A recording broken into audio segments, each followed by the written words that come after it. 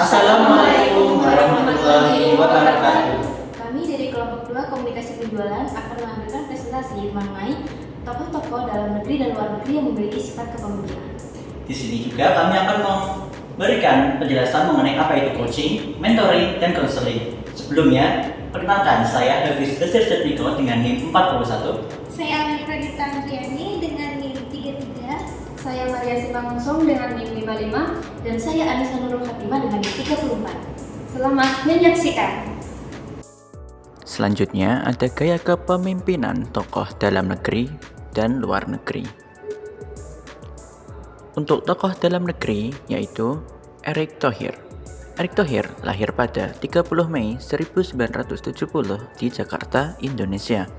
Ia adalah seorang pengusaha sukses, pemilik media, dan tokoh publik yang dikenal karena kepemimpinannya dalam berbagai bidang, termasuk bisnis, olahraga, dan pemerintahan. Erick Thohir merupakan putra dari Tahir, seorang pengusaha pendiri kelompok bisnis Mayapada. Di kancah internasional, Erick dikenal sebagai mantan pemilik klub sepak bola Inter Milan dan presiden klub bola basket Philadelphia 76ers. Saat ini ia menjabat sebagai Menteri Badan Usaha Milik Negara atau BUMN sejak tahun 2019.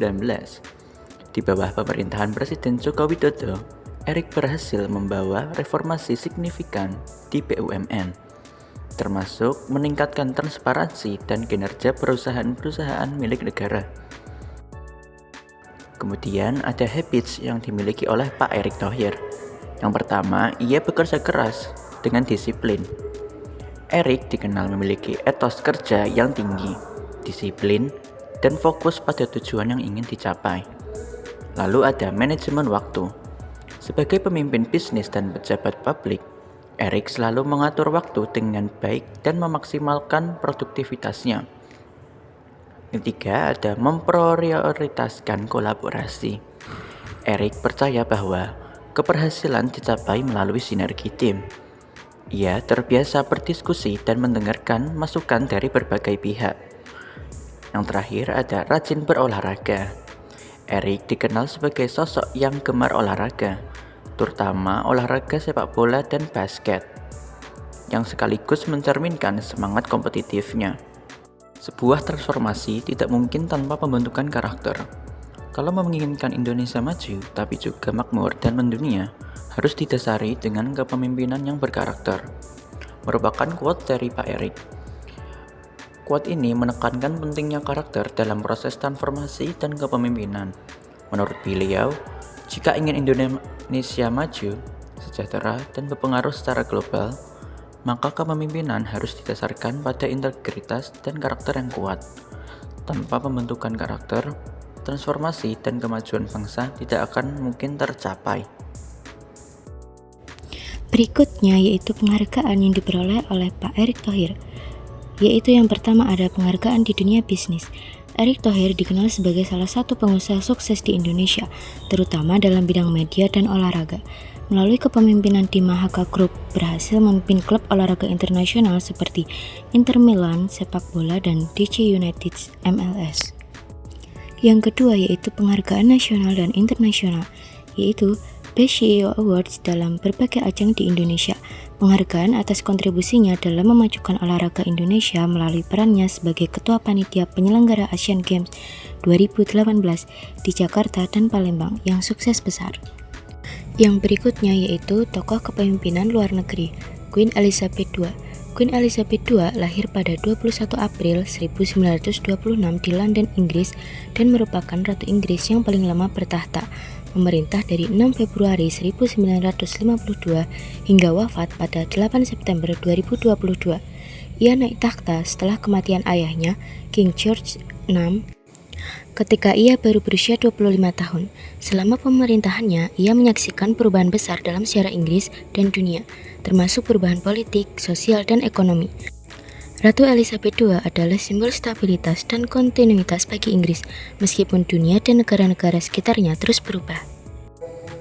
Queen Elizabeth II adalah ratu monarki konstitusional dari 16 negara berdaulat atau dikenal sebagai alam persemakmuran dan teritori beserta dependensinya, serta ketua dari 54 anggota negara-negara persemakmuran sejak penebatannya pada tahun 1952 sampai kematiannya pada tahun 2022.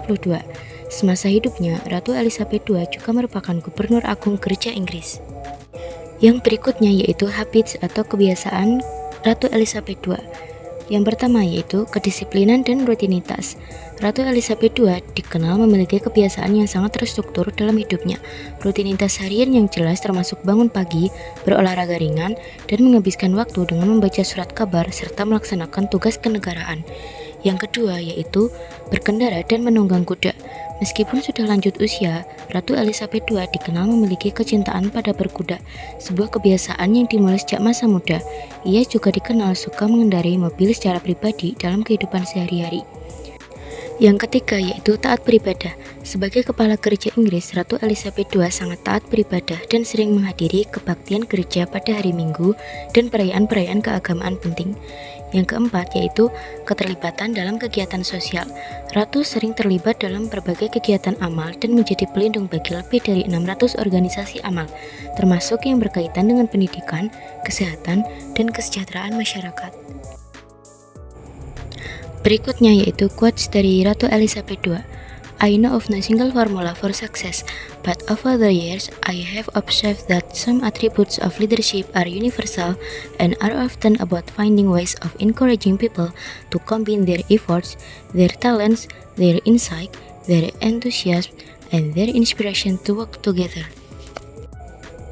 Kepemimpinan menurut Ratu Elizabeth II adalah seni menyatukan orang-orang dengan berbagai latar belakang untuk bekerja sama mencapai tujuan yang lebih besar.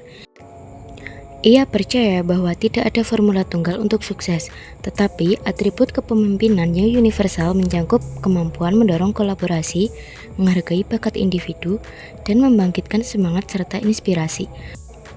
Pemimpin yang efektif tidak hanya memimpin dengan otoritas, tetapi juga menciptakan ruang di mana setiap orang merasa termotivasi untuk berkontribusi dengan upaya, wawasan, dan antusiasme mereka. Kepemimpinan sejati adalah tentang kebersamaan dan kerjasama, bukan sekedar kekuasaan. Baik, di sini saya akan membacakan tentang penghargaan yang telah diraih dan juga diterima oleh Ratu Elizabeth II. Yang pertama di sini ada penghargaan internasional. Ratu Elizabeth II juga dianugerahi berbagai penghargaan internasional, termasuk penghargaan dari banyak negara atas dedikasi dan juga kontribusinya terhadap perdamaian dan juga hubungan internasional. Yang kedua, di sini ada pangkat dan gelar tertinggi. Sebagai ratu, Ratu Elizabeth II menerima banyak penghargaan, termasuk Knight of the Garter, gelar tertinggi yang diberikan kepada individu yang telah memberikan pelayanan luar biasa kepada negara atau monarki. Yang ketiga, di sini ada cinta dan penghormatan rakyat.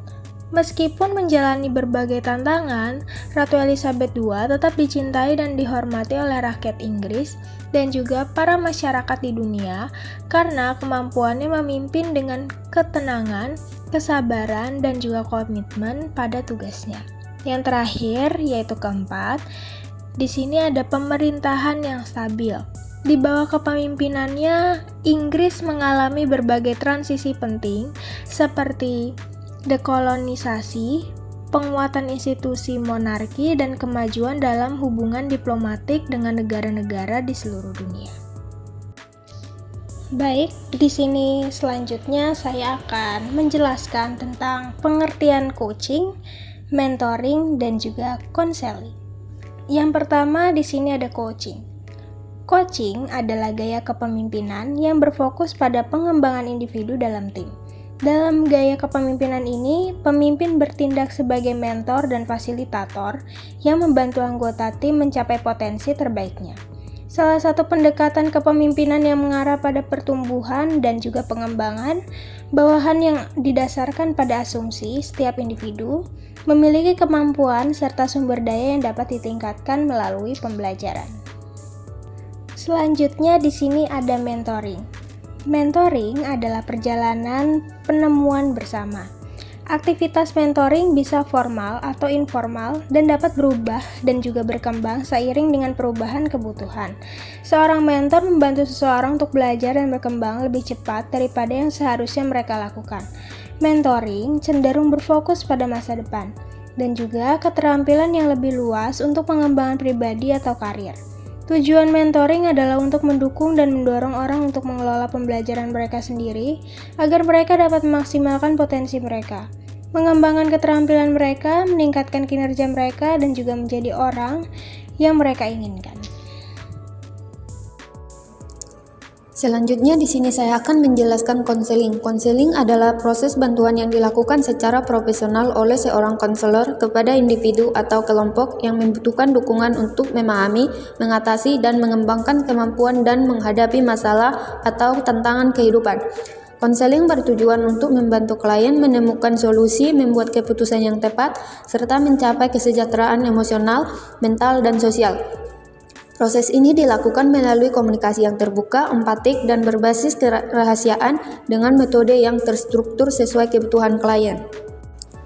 Di sini kami memilih salah satu tokoh yang bernama Najwa Shihab yang bersifat mentoring, yang dimana Najwa Shihab adalah seorang jurnalis pembawa acara dan figur publik terkenal asal Indonesia yang lahir pada 16 September tahun 1977 di Makassar, Sulawesi Selatan, dan merupakan putri dari Khuairas Shihab, orang cendekiawan muslim terkemuka di Indonesia. Najwa Shihab memiliki banyak sifat yang mencerminkan peran seorang mentor. Sebagai seorang jurnalis pembicara publik dan pendiri narasi, ia sering dianggap sebagai panutan bagi generasi muda Indonesia. Mengapa Najwa sesuai dengan sifat mentoring? Yang pertama itu ada inspiratif. Najwa memiliki kemampuan untuk menginspirasi orang lain melalui kata-kata aksi dan menunjukkan bahwa keberanian bersuara dan kejujuran adalah elemen penting dalam perjalanan profesi. Yang kedua ada berkomitmen pada pembelajaran. Najwa selalu menunjukkan bahwa pembelajaran adalah proses seumur hidup, baik untuk dirinya sendiri maupun orang lain. Yang ketiga, memberikan dukungan dan bimbingan, memberikan ruang dan kesempatan bagi orang-orang berbakat terutama generasi muda untuk berkembang melalui platformnya. Yang keempat itu ada berempati. Najwa memiliki kemampuan untuk memahami dan terhubung dengan orang lain, baik melalui percakapan profesional maupun interaksi personal. Berikut adalah sumber yang kami gunakan. Sekian dari kelompok kami, terima kasih.